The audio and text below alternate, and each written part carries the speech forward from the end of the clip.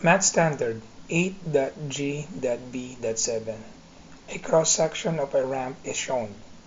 So right triangle, leg A is 28 inches, leg B is 45 inches, and the longest side or the hypotenuse is x.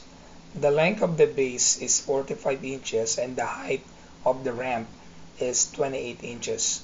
Enter the length x of the ramp in inches. So to solve this problem, we need to use the Pythagorean theorem. So as you can see, we are solving for the hypotenuse or the longest side.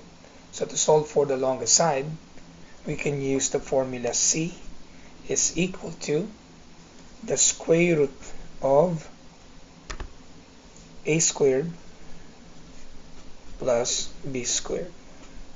Alright, so let's say this is leg A, leg B, and leg C is the x. So let's use the given formula. So x is equal to the square root of 28 squared plus 45 squared.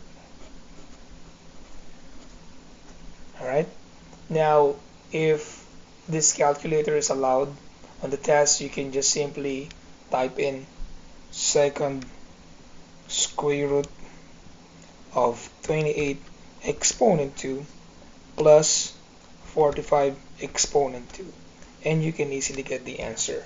So the longest side is equal to 53. Now what if this calculator is not allowed? Then you have to do it manually.